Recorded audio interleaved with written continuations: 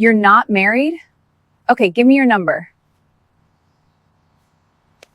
My name is Michael, and I was walking home from a job I hated when a police officer changed my entire life in the span of 10 minutes. I'm 31 years old. I work as a financial analyst for a firm that values profit over ethics, working for people who value power over integrity. I make good money. I have a nice apartment. I have everything I thought I was supposed to want, and I'm miserable. Every day, I walk to and from the office thinking about how I ended up here, how the ambitious kid who wanted to change the world became a guy who just wanted to get through the day. This particular evening was worse than usual. My boss had taken credit for work I'd done. I'd tried to say something, and he'd humiliated me in front of the entire team. So I left early, not caring about the consequences, and I was walking through downtown trying to clear my head. That's when the police car pulled up beside me. At first, I thought maybe something was wrong. There were no other pedestrians on the street, and it was getting dark. The officer pulled ahead of me and parked, and then she got out. She was tall, with dark hair pulled back, and a presence that suggested she was used to being taken seriously.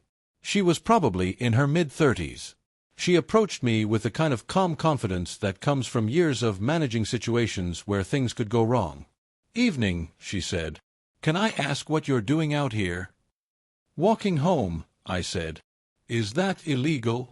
"No," she said, and she almost smiled. "But you were jaywalking 3 blocks back. Stepped into traffic without checking. That's dangerous." I looked back at where I'd come from, trying to remember. She was right. I had jaywalked. I'd been so lost in thought I hadn't even noticed. "You're right," I said. "I wasn't paying attention. I apologize." She studied me for a moment. "You look like you're having a terrible day," she said. It was such a strange thing for a police officer to say that I almost laughed. "That obvious?" I asked. "Yeah," she said. "I've been a cop for 12 years. I can read people. And you look like someone who's carrying something really heavy." I didn't know how to respond to that kind of directness from a stranger in uniform. "Can I give you some advice?" she continued. "Not as a cop, but as someone who's been around long enough to know, whatever you're thinking about right now, whatever happened today, it's not as permanent as it feels. Life has a way of shifting when you least expect it." "That's very philosophical for a traffic stop," I said. "It's not a traffic stop," she said. "I'm not going to cite you. I just wanted to make sure you were okay. You looked lost." She paused, and I could see her making a decision about something. "I'm going to do something that's probably not professional," she said. "But I'm going to do it anyway. Are you married?" The question was so unexpected that I laughed, actually laughed, for the first time in weeks. "No," I said. "Not married. Very much single, actually." "Good," she said. And then she pulled out a small notepad, wrote something on it, and handed it to me. "That's my personal number," she said. "Not the station. My personal number. If you want to get coffee sometime and tell me what made you so sad that you weren't paying attention to traffic, I'd like to hear about it." I looked at the number in my hand, completely stunned.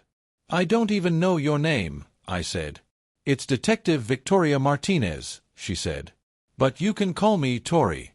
And before you question whether this is appropriate, let me tell you, I don't make a habit of giving my number to people I pull over. But something told me you needed to know that there's someone out there who might want to listen to what you're carrying." I stared at that phone number for 3 days before I called. I didn't know if it was real. I didn't know if it was some kind of prank or if I'd misread the situation. But something about the way she'd looked at me, like she actually saw me, made me want to believe it was genuine. When I called, she answered on the second ring. "I was beginning to think you weren't going to call," she said. "No greeting, just that." "I thought I might have imagined it," I said. "You didn't," she said. "Tomorrow at 2 o'clock. There's a coffee shop on 4th and Main. Can you be there?" The coffee shop was quiet, which I appreciated. We found a corner table, and Victoria ordered coffee while I got tea. And then we just talked. She told me about her job. About responding to domestic violence calls and realizing the system wasn't designed to actually help people. About the PTSD from witnessing too much human cruelty. About why she'd become a cop. She wanted to protect people, but how the job had slowly chipped away at her idealism. I told her about the financial firm, about the ethics violations I'd witnessed and chosen not to report because I was afraid of losing my job, about the way that fear had calcified into something harder, resentment at myself for being complicit. "We're both just going through the motions," she said. "Showing up, doing the job, trying not to think about how far we've drifted from who we wanted to be." "So what do we do?" I asked. "I don't know," she said. "But maybe we figure it out together." We started seeing each other regularly after that. Coffee became dinner. Dinner became walks through the city talking about everything. She told me about her childhood. Her mother was a nurse, her father was a teacher. She was supposed to be a teacher too, but after college, a friend had been assaulted, and Victoria had channeled her rage into becoming a cop. I told her about my parents. They'd pushed me toward finance, toward security, toward stability. I'd never been allowed to just want something for the sake of wanting it. About 3 months in, she asked me something that changed how I saw our relationship. "Are you happy right now?" she asked. "In this moment, talking to me?" "Yes," I said immediately. "Then hold on to that," she said. "Because that feeling, that's what real is. Everything else, all the stuff we do because we're supposed to, all the compromises we make, that's the illusion. This, right here, is real." I quit my job 6 months after meeting Victoria. It wasn't a dramatic resignation. I didn't burn bridges or tell anyone off. I just decided that I'd rather struggle financially doing something meaningful than continue being successful at something soul-crushing. Victoria had already started the process of leaving the police department. She was applying for jobs in victim advocacy, working with survivors of violence in a way that didn't require the trauma of police work. We made these changes not for each other, but with each other's support. She'd listen when I was terrified about the financial instability. I'd listen when she grieved the loss of her identity as a cop. But we both kept going, because we'd both decided that what we had, this connection, this honesty, was worth more than security built on compromise. 1 year after that traffic stop, Victoria took me back to the same street where she'd pulled me over. "I want you to remember something," she said. "I want you to remember that sometimes, life changes in the smallest moments. You were having a terrible day. You weren't paying attention. And if you'd been paying attention, if you'd been distracted differently, you might have walked right past me. And we might have never met." "Are you trying to tell me something?" I asked. "I'm trying to tell you," she said, "that I love you.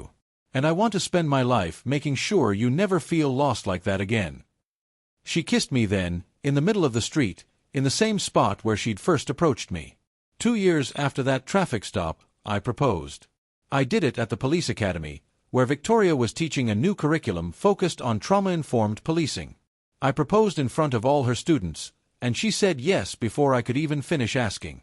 At our wedding, she told the story of pulling me over. And everyone laughed at how unconventional our meet-cute was. But Victoria said something that mattered. "He looked lost," she said in her vows, and I recognized that look because I'd been wearing it myself. I saw someone who needed to know that they weren't alone. And in reaching out to him, I found someone who reached back.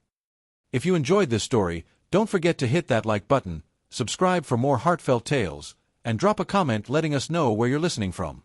We'd love to hear your thoughts and connect with you.